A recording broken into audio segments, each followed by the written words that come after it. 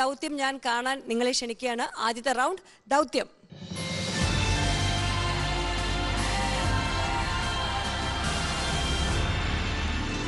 ആത്മാർത്ഥമായ സ്നേഹവും സൗഹൃദവും എന്തിന് കുടിവെള്ളം പോലും തേടിക്കൊണ്ടിരിക്കുന്ന ഇന്നത്തെ സമൂഹത്തിന് മുന്നിൽ ആ സമൂഹത്തിന് വേണ്ടി ഒരു പ്രോജക്റ്റ് ചെയ്യുന്നതിന് വേണ്ടി മീഡിയ വൺ ആവശ്യപ്പെട്ടപ്പോൾ ആദ്യം ആലോചിച്ചത് മരുഭൂമിയായിക്കൊണ്ടിരിക്കുന്ന നമ്മുടെ മനുഷ്യ മനസ്സുകൾക്കും സമൂഹത്തിനു വേണ്ടി ദാഹജലം തന്നെ എന്തുകൊണ്ട് നൽകിക്കൂടാ എന്ന ആലോചനയായിരുന്നു.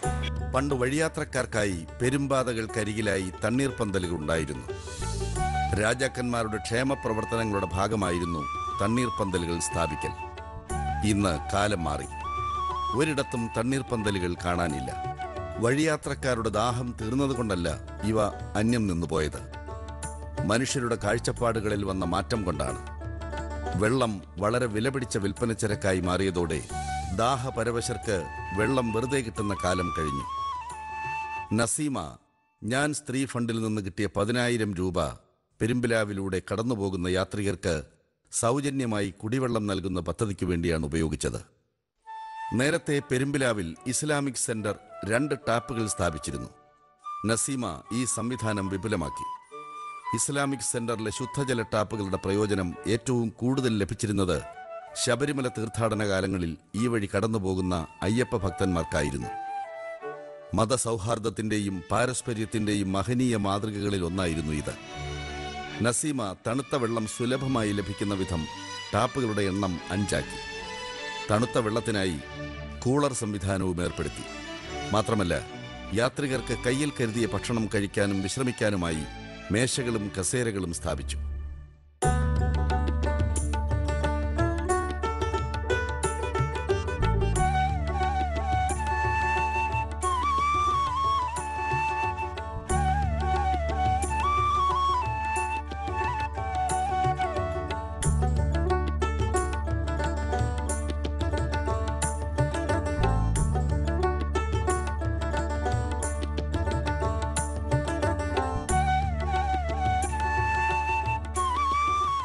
ഈ പദ്ധതിക്കായി മൊത്തം 36,000 രൂപയാണ് ചെലവഴിച്ചത്.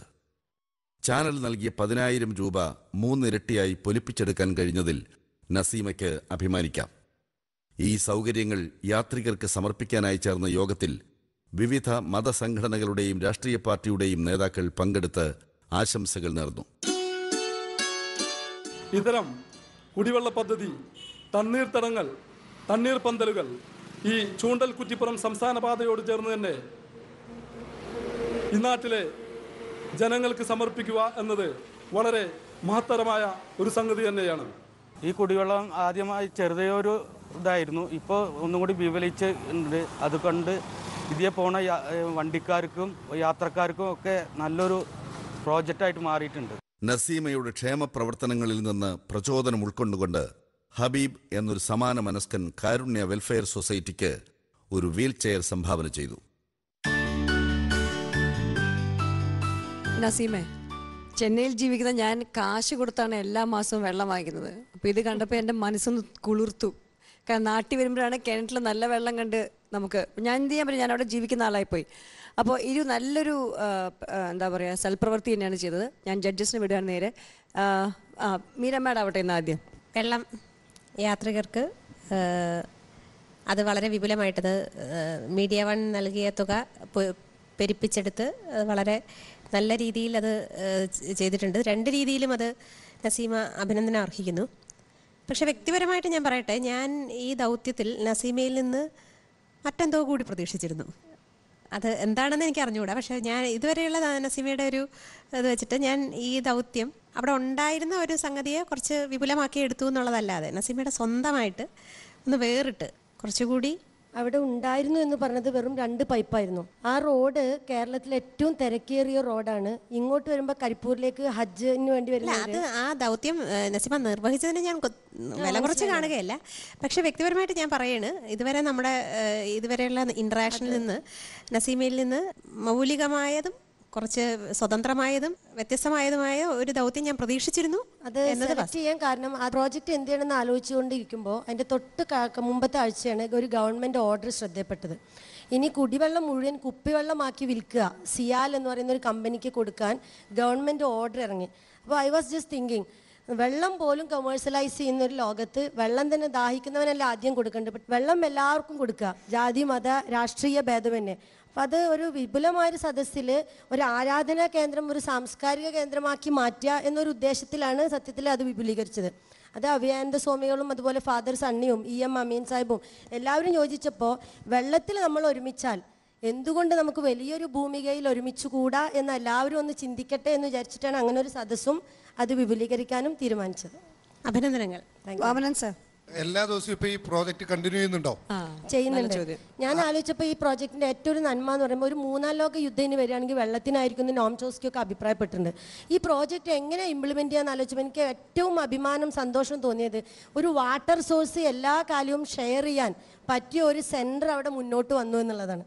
ഒന്നും ഷെയർ ചെയ്യാൻ വാട്ടർ സോഴ്സ് പെർമനൻ്റ് ആയിട്ട് വെള്ളത്തിന് വേണ്ടി യുദ്ധം വരും എന്നൊക്കെ പറയുമ്പോൾ ആ സോഴ്സ് പോലും ഷെയർ ചെയ്യാൻ ഒരു മത സെൻറ്റർ എന്ന രീതിയിലല്ല. അവിടെ പറഞ്ഞല്ലോ പണ്ടേ അവർ ചെയ്തുകൊണ്ടിരുന്നതാണ്. അപ്പോൾ അവരുടെ മനസ്സാദ്യം ഇതിനുണ്ട് എന്ന് ഞാൻ ഉറപ്പുവരുത്തി. അവർ മുൻകാലങ്ങളിൽ എന്താ ചെയ്തത്, അതുകൊണ്ട് തന്നെ വരും കാലങ്ങളിലും അവർ കൂടെ നിൽക്കും എന്ന് ഉറപ്പുള്ളത് കൊണ്ടാണ് അങ്ങനെ ചെയ്തത്. എവിടുന്ന് ഈ വെള്ളം എടുക്കുന്ന എല്ലാ ദിവസവും ഇങ്ങനെ കൊടുക്കാനുള്ള വെള്ളം എവിടുന്ന കിട്ടുന്നത്? വെള്ളം നല്ലൊരു വാട്ടർ സോഴ്സ് അവിടെ ഉണ്ട്. വേനലിൽ പോലും പറ്റാത്തൊരു കിണറുണ്ട്. അത് ഷെയർ ചെയ്യാനുള്ളൊരു മനസ്സേ വേണ്ടിയിരുന്നുള്ളൂ.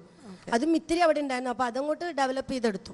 2 കാര്യങ്ങളെ ഞാൻ അതിൽ പ്രത്യേകം ശ്രദ്ധിക്കുന്നു. ഒന്ന്, ആ വെറുതെ ഒരു 4-5 പൈപ്പ് വെക്കുക മാത്രമല്ല, അത് അവിടെ നടത്തിയ രീതിയിലുള്ള ഒരു പങ്കാളിത്തം, സമൂഹത്തിന്റെ എല്ലാവരും പങ്കാളിത്തവും, പിന്നെ ഇതിന് ഇത്രയും പണം അധികമായിട്ട് സമാഹരിക്കാൻ കാണിച്ച ഒരു ലീഡർഷിപ്പ് ക്വാളിറ്റി, ആ 2 ക്വാളിറ്റികളെ തീർച്ചയായിട്ടും അഭിനന്ദിക്കുന്നു. ജേക്കബ് സർ, പ്രോജക്റ്റിനായിട്ട് വെള്ളം തിരഞ്ഞെടുത്തതിനെ ഞാൻ പ്രത്യേകം അഭിനന്ദിക്കുകയാണ്. കാരണം സർക്കാർ ഇപ്പം 1 കിലോ അരിക്ക് 1 രൂപയാണ്, പക്ഷേ 1 കുപ്പി വെള്ളത്തിന് ഇപ്പോൾ 10 രൂപയാണ്. പണ്ട് വെള്ളം നമുക്ക് ഫ്രീ ആയിട്ട് സൗജന്യമായിട്ട് കിട്ടിക്കൊണ്ടിരിക്കുന്ന ഒരു കാര്യമായിരുന്നു. അതിനിപ്പോൾ വില കൂടുന്നത് ആ പ്രശ്നത്തിലേക്ക് ശ്രദ്ധ കൊണ്ടുപോയത് വളരെ നല്ല കാര്യം തന്നെ.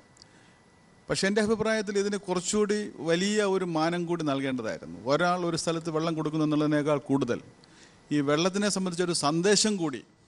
ഈ വെള്ളം നിങ്ങൾക്ക് ഇവിടുന്ന് വെള്ളം കുടിക്കുന്നത് മാത്രമല്ല, വെള്ളം ഉള്ളവരെല്ലാവരും എല്ലായിടത്തും ആ വെള്ളം മറ്റുള്ളവരുമായിട്ട് പങ്കുവയ്ക്കണം എന്നുള്ള വലിയ ഒരു സന്ദേശം സമൂഹത്തിന് കൊടുക്കാൻ കൂടി ഈ പദ്ധതിയിൽ ഒരു സ്ഥാനം കൊടുക്കണമായിരുന്നു എന്ന് ചെറിയ സാർ ഉദ്ദേശിച്ച സന്ദേശം തന്നെ പോസ്റ്ററിൽ തന്നെ ഉണ്ട്. ആ പോസ്റ്റർ സാർ ശ്രദ്ധിച്ചോന്നറിയില്ല. അതിലൊരു വശത്ത് ഒരു കുപ്പിയും കുറച്ച് വെള്ളവും അതിന് മുകളിൽ ഒരു ക്രോസ് മാർക്കും ഉണ്ട്.